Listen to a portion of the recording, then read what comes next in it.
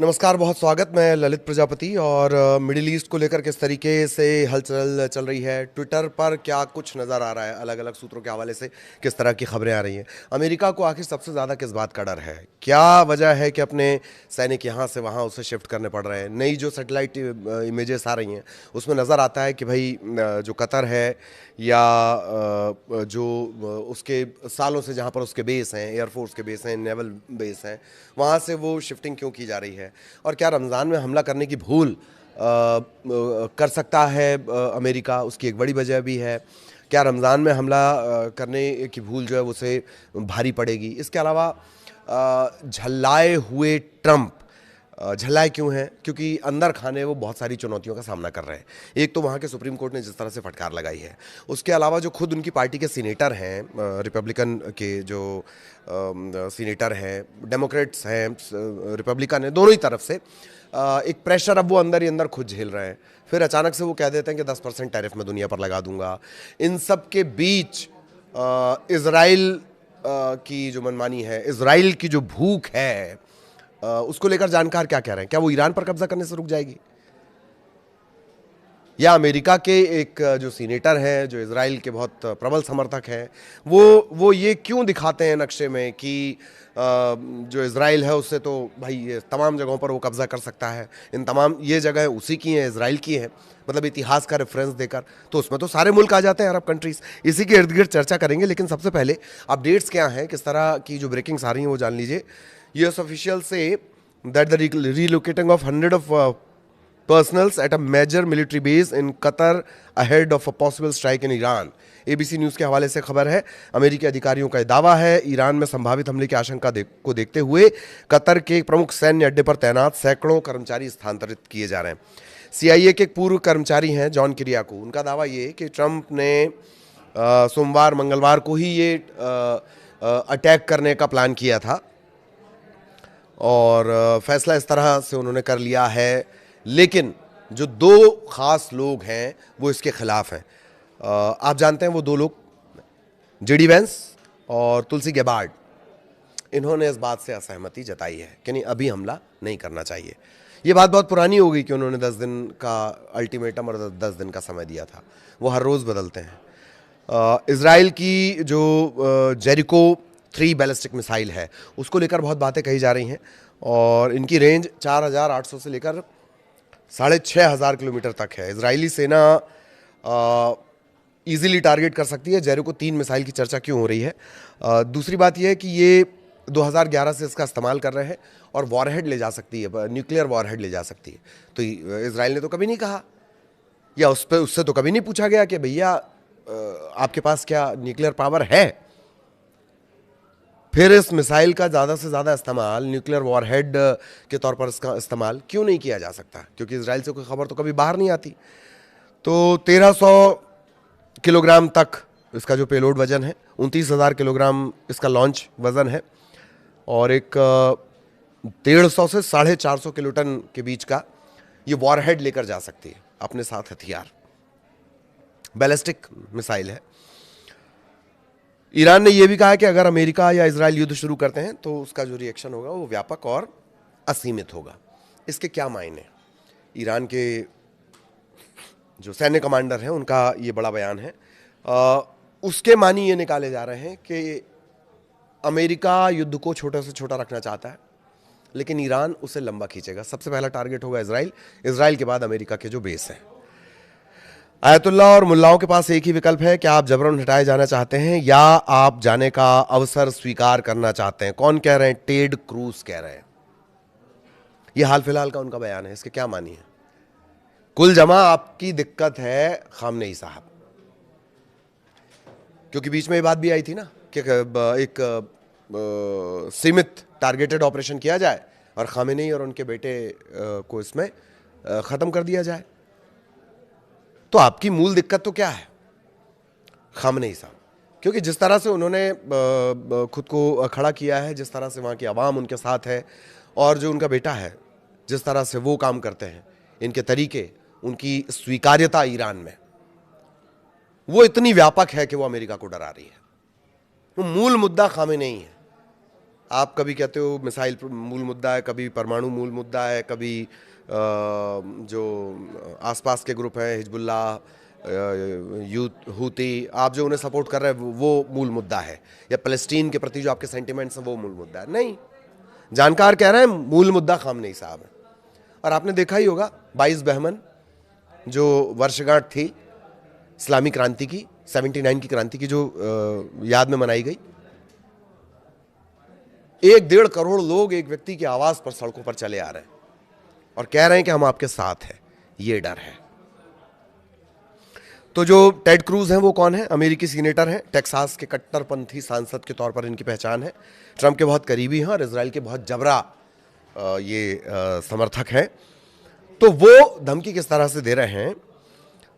The Ayatollah and the mullahs have a choice. Do you want to be forcibly removed or do you want to accept the opportunity to leave? या तो भैया खुद हटा दो वरना हम हटा देंगे। ये विचार है, इससे आप समझ सकते हैं। इधर एक अपडेट चीन से भी है। ये बात क्लियर हो गई है, सूत्रों के हवाले से खबर आ रही है कि जो चीन है वो ईरान को मिसाइल और ड्रोन क्षमता का विस्तार करने में उसने बहुत मदद की है और मदद आगे और करेगा। लेकिन उससे ज़्यादा मार्के की बात है, चीन हालिया उपग्रह चित्र और खुफिया जानकारी के माध्यम से भी काफ़ी सहायता प्रदान कर रहा है। सैटेलाइट इमेजिंग जिसके ज़रिए आप पता करते हैं, सबसे जबर सैटेलाइट और टेक्नोलॉजी पे काम चाइना का है। अगर वो इनपुट प्रोवाइड करेगा तो वो ईरान को बहुत मदद करेंगे, बहुत ज़्यादा मदद करेंगे। मात्र इतनी ही मदद अगर उसने कर दी तो मदद तो और भी बातें निकलकर सामने आ रही कि और मदद की जाएगी चाइना की तरफ से। लेकिन अगर ये इनपुट ही, खुफिया जानकारी ही चाइना को मिल गई, ईरान को मिल गई, चाइना ने उसके लिए जुटा दी या शेयर कर दी, शेयर नहीं करता है चाइना, लेकिन अगर यही शेयर कर दी तो भी ये युद्ध को एक तरफा होने की पूरी संभावनाएं खत्म कर देंगे। इजराइल ने, अब जरा था थोड़ा पड़ोस में आते हैं, इजराइल ने हिजबुल्लाह के रॉकेट शस्त्रागार की बड़े पैमाने पर आवाजाही का पता लगाया है, जो क्षेत्रीय युद्ध में भाग लेने की तैयारी कर रहे हैं। Regional war, participate in regional war. ये शुरुआत से कहा गया ईरान की तरफ से कि हम इसे क्षेत्रीय वॉर में तब्दील करेंगे, और जो छोटे छोटे जो ग्रुप्स हैं जिन्हें ये कहा जाता है कि आतंकी ग्रुप्स हैं, वो मदद करने को तैयार हैं। तो हिजबुल्लाह क्या असर डालेगा? हिजबुल्लाह की स्ट्रेंथ देख लीजिए आप। लेबनान स्थित शक्तिशाली ईरान समर्थित शिया सैन्य और राजनीतिक संगठन है, दुनिया के सबसे मजबूत गैर सरकारी सेनाओं में से एक। इसके पास लगभग 20,000 से 50,000 लड़ाके हैं। मैं सिर्फ लड़ाके बता रहा हूं, और लेबनान की सेना से ज़्यादा ताकतवर ये है। माना यह जा रहा है कि इसके पास 1,20,000 से लेकर 2 लाख से ज़्यादा मिसाइल और रॉकेट हैं, जो इजराइल के लिए एक बहुत बड़ी चुनौती है। और जैसे कि मैंने आपको बताया कि ट्रंप की योजना पहले ईरान के सर्वोच्च नेता और उनके बेटे की हत्या करने की है। ये अभी भी इससे इनकार नहीं किया जा सकता लिमिटेड स्ट्राइक के मामले में। खबर यह भी है कि जो दर्जनों अमेरिकी F-35 लड़ाकू विमान हैं, वो कई ईंधन भरने वाले विमानों के साथ ग्रीस में नेटो के एक हवाई अड्डे पर पहुंच गए हैं। और ईरान ने इस्फहान में S-400 की एक प्रणाली तैयार कर दी है, अल हदत। ये S-400 क्या बला है? S-400 वही बला है जिसने ऑपरेशन सिंदूर में जो पाकिस्तान के तरफ से जो हमले हुए थे उससे बिल्कुल उसका कोई असर नहीं पड़ने दिया भारत पे। ये एंटी मिसाइल सिस्टम है। और इस्फहान पे क्यों लगाया गया? इस्फहान एक परमाणु संयंत्र है ईरान का, जिस पर जून के दौरान जिन 3 जगहों पर हमला किया गया था, नथांज था उसमें एक इस्फहान भी था, तो वहां पर अभी एक सिस्टम लगा दिया गया है। तो ये तो पूरी ये वो ब्रेकिंग्स हो गई जो हमने आपको बताई कि किस तरह से ये पूरा सिनेरियो बदल रहा है। अब सवाल ये है कि अमेरिका के डर की वजह क्या है? पहला डर मिसाइल, दूसरा खामेनेई और उनके बेटे, ये प्रमुख डर हैं। तीसरा कहा यह भी जा रहा है, जानकार ये कह रहे हैं, पहले ईरान के अंदर ये बातें थी कि ये रमज़ान में हमला करेंगे, लेकिन अब जानकार कह रहे हैं कि अगर रमज़ान के महीने में हमला किया जाता तो मुस्लिम सेंटिमेंट्स को ये झटका होगा। अरब कंट्रीज़ भले ही आपको अभी अपने साथ दिखा रही हूँ, एक तरफ अरब कंट्रीज़ ये धीरे धीरे साफ कर रही हैं कि आप हमारे ज़मीन और आसमान का इस्तेमाल ईरान पर हमला करने के लिए नहीं करेंगे। अब ठीक है, सपोर्ट के लिए हवाई जहाज अपना खड़ा करने के लिए आ जाओ भाई, पर हमारी ज़मीन का इस्तेमाल आप मत करो। फिर दूसरा पैटर्न ये हुआ था कि आप यूरोप में अपने जो सैन्य मूवमेंट है आपने वो बढ़ा दिए।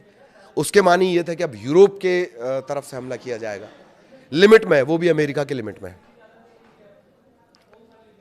तीसरा, जिसे आप गेराल्ड या जेराल्ड, दो नाम कहते हैं, ये प्रोनाउंसिएशन का मामला है। उसकी स्पेलिंग दरअसल GE से शुरू होती है, तो कोई गेराल्ड बोलता है, कोई जेराल्ड बोलता है। ये USS अब्राहम लिंकन की तरह एक युद्धपोत है और टाइम बाय कर रहे हैं इसे जॉर्डन तक वो किसी तरह पहुंचाना चाह रहे हैं, या ईरान के सबसे करीब जहां वो पहुंचाना चाह रहे हैं। इसके लिए टाइम खींच रहे हैं कौन? अमेरिका की तरफ से। लेकिन इन सब के बीच गुरु सबसे बड़ा पेंच तो ये है कि आप वहां पहुंचा भी दिए गए, तो खबर तो ये भी है कि जो ईरान की मिसाइल हैं उससे क्या लिंकन और गेराल्ड दोनों बच पाएंगे? ईरान इतना कॉन्फिडेंट क्यों है कि आप समंदर से कुछ भी ले आओ, हम तो उसको समंदर में डुबा देंगे? खामेनेई ने पब्लिक फोरम में पहली बार ये सबसे स्ट्रांग बात कही थी, कुछ दिनों पहले का ये बयान है उनका, कि आप कुछ ले आइए, हम उसको समंदर में डुबा देंगे। तो ये वो संभावित डर है जो अमेरिका को पीछे कर रहे हैं। ज्यूइश लॉबी का जबरदस्त दबाव है। इजराइल कभी भी कुछ कर सकता है, अनप्रेडिक्टेबल। जैसे जो मिसाइल जिसका जेरिको 3, ये सबसे लेटेस्ट उसकी मिसाइल है जो उसने तान दी है।